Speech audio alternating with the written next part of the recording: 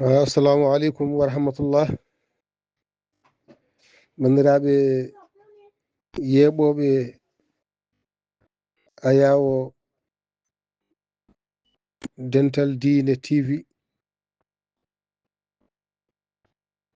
min calmini on, min juurima on, min ñaganima Allah moƴƴere mbawɗon wonde e jogli aduna foof.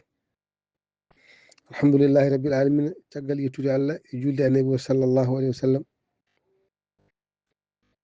en gatti kadi wadde yewtere men diine yankore ɗo e Dental Dine TV. hande noon yewtere meɗen iwitto koye ɓuure lewru korka, fadlu Ramadan. ɓuure lewru korka man kal seeɗa e ɓuure lewru korka, nde won noon nduɗo lewru Allah teddudu. nelaɗo Allah Muhammad sallallahu alaihi wasallam wi ko lewru leñol mum, nduɗo lewru teddudu, ɓuure mayru e moƴƴere mayru haaldotako. yewtere men hande yowitto ko haalde seeɗa e ɓuure ɗe Allah waɗani julɓe e nduɗo lewru korka, lewru Ramadan.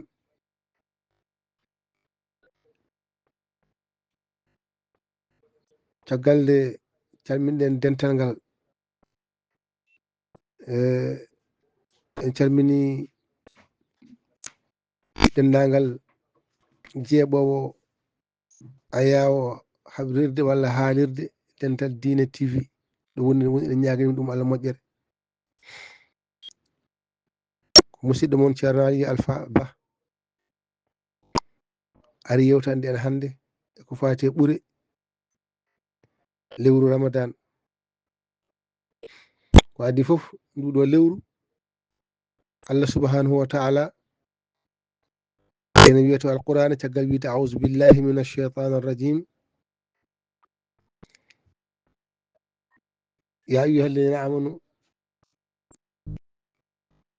kutiba alaykumus siyamu kama kutiba alal ladhina min qablikum. jaafoɗon seeɗa. kutiba alaykumus siyamu kama kutiba alal ladhina min qablikum la'allakum tattaquna.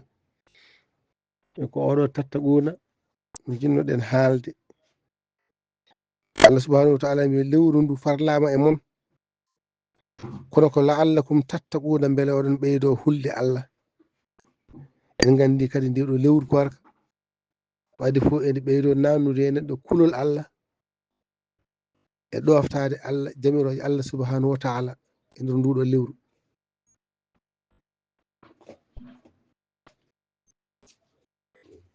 hulde Allah noon sen kaali ɗum en dutto ndu lewru korka, hay ko wona lewru korka ndu ni, hulde Allah ko gollude jamiroje Allah e ɗaccude kaɗe Allah.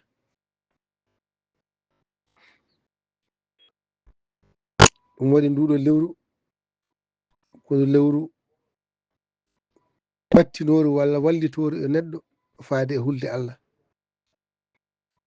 sabu ko ardi foof a sinno ko jalluɓe ɓe walla kanhanɓe ɓe, so tawi neɗɗo wondi e korka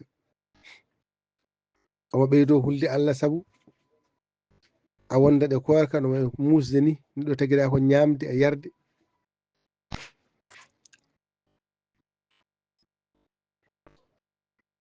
nattoya nder suudu ma walla gona e nder galle ma walla gola e nokku mo ganduɗa aɗa wiya e hoorema,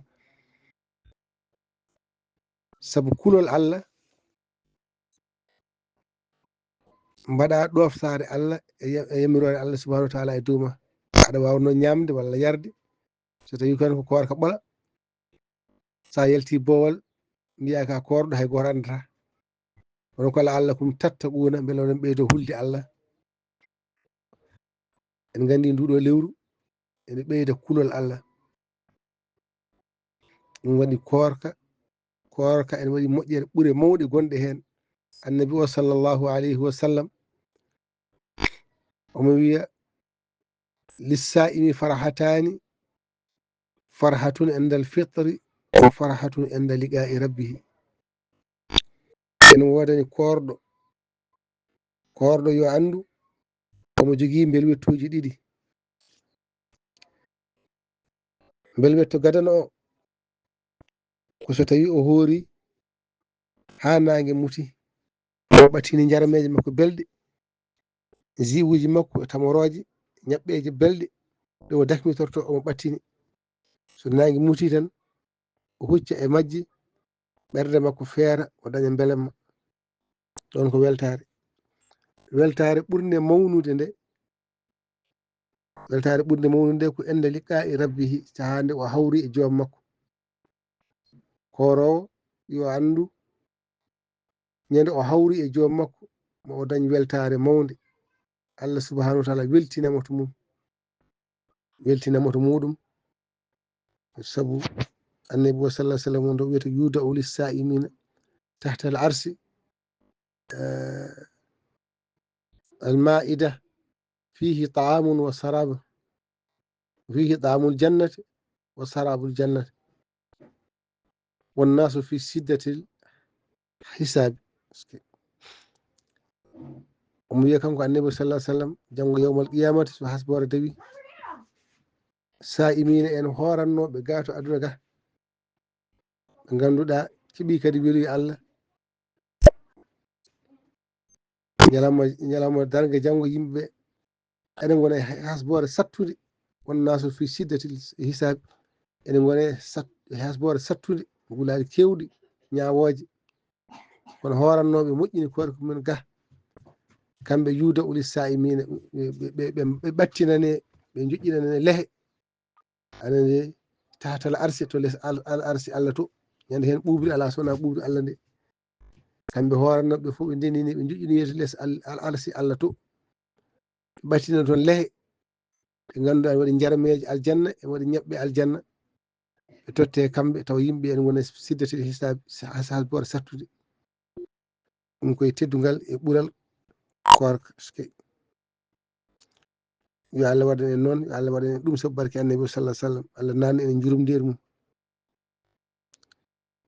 ari kadi e riwaya goɗɗo mo ganduɗa wiyama inna abwaba samai wal ardi la taftahu awwalu lleyli min ramadan fala tughlagu ila akhiri lleyli minhu. dame asman e dame leydi fof ene guddite yurmede Allah ene tello, yurmede Allah ene tello.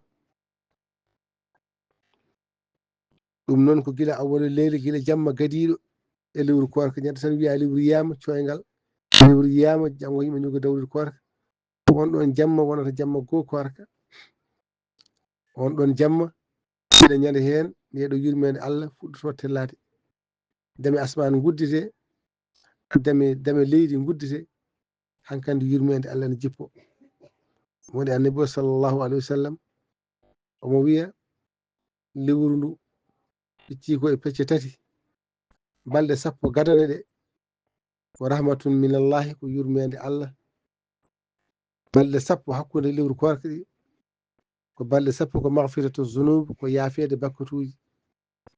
balɗe sappo cakkitte ɗe ko eɗen gonɗen en nduɗo lewru, to Allah timminan en lewru ndu. ɗeɗo balɗe sappo ko ittuɗum min annari, ko rimɗinede e jeygol. ɗum waɗi ɗeɗo balɗe sappo ene yiiɗa yimɓeɓe yo kebbin hen istighfar no fewi. yimɓe yo kebbi hen istighfar no fewi. nde won noon koɗe ittuɗum min annari, ko rimɗinede jeygol.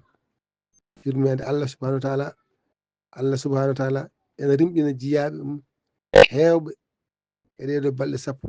fonnoɓe nadde jeygol Allah yaafo ɗumen, nana ɗumen yurmede mum, ɓen nani natoya aljanna.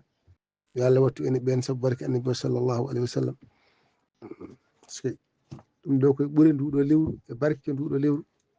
sababude noon noon Allah subhanahu wa taala omo yiɗi annabi o Muhammadin sallallahu alaihi wasallam, o addani ɗumen nduɗo lewru e ɓuure e barkeji gonɗi e nduɗo lewru fof ha wonana leñol ngol. wonde ala riwaya goɗɗo kanko annabi sallallahu alaihi wasallam o wi o laysa min abdin yusalli fi leylatin minhu illa kataba Allahu lahu bi kulli sajadatin alfa wa 600 hasanatin. wa bana lahu baytan fil janna o wi wonani hay maccuɗo Allah goto yusalli fi leylatin minhu e jammaji e nder nduɗo lewru jammaji e nduɗo lewru wonani hay maccuɗo Allah goto ene juula e jammaji he anani de ko famɗi fof ha so darde ɗiɗi o juula e jammaji tan saabu mawninirɗum Allah e rewrude ɗum Allah illa kataba llahu lahu bi kulli sajadatin alfa wa sitta mi'ata wa sab'a mi'ata hasanatin ma Allah windanmo hen e ɗen e gunɗon juuɗe kala sujud Allah windanamo hen ujunere e temedde jeeɗiɗi anan de hasanatu moƴƴere sajade fof sujudu fof mo sujji e darɗe ɗe o waali julde e ɗiɗo jammaji Allah windanamo hen baraji ujunere sujudu fof baraji ujunere wa sab'a mi'ata e temedde jeeɗiɗi anan de moƴƴere haɗani ɗon tan o wi ma Allah subahanahu wa taala mahanmo anani baytan fil jannati suudu walla huɓere to aljanna ɗum kadi kanko jeeyi e totodiral e ɓuure nduɗo lewru korka yo Allah waɗan en noon sabu barke no sallah sallam eɗen tinnade no moƴƴi tan o wi haɗani ɗo noon o isa sama awwala yawmin ghafara llahu lahu kullu zambin o wi en kalino joni so tawi o juuli e jammaji ɗi ndeɗo moƴƴere nde Allah waɗantamo so ñaldi korka kadi nande o isa sama awwala gila fuɗɗode korka so o hoori ñalawma fof mo hoori ghafara llahu lahu kullu zambin kala bakkar makko Allah yaafoma saabu barke labangal Allah gongal hunde makko no mbireten ni labangal korka labangal Allah gongal hunde makko anani de ñalawma fof mo hoori Allah ene yaafoma bakkutuji makko ɗum ko gila awwala leydi gila ñalawma tan gila awwala yawm ñalawma fuɗɗode ko korka ila akhiri min shahri ramadan ha ñalawma battidiɗo e nduɗo lewru ɗum noon alhamdulillah rabbil alamin yewtere men en dartini ɗo kadi ha ñande wonde inchallahu taala eɗen jetta Allah eɗen jettana Allah mo ganduɗa ko kañum woni coordinateur Dental Dine TV eɗen ñagonomo Allah moƴƴere en calmini bandiraɓe foof en juurima yo Allah waɗ ene weelede mum yo Allah jaɓan en korka hokken baraji potaɗi henndi wa sallllahu ala sayyidina muhammadin wa alihi wa sahbihi wa sallam musidɗo moon ceerno Aliou Alpha Ba assalamu aleykum wa rahmatullah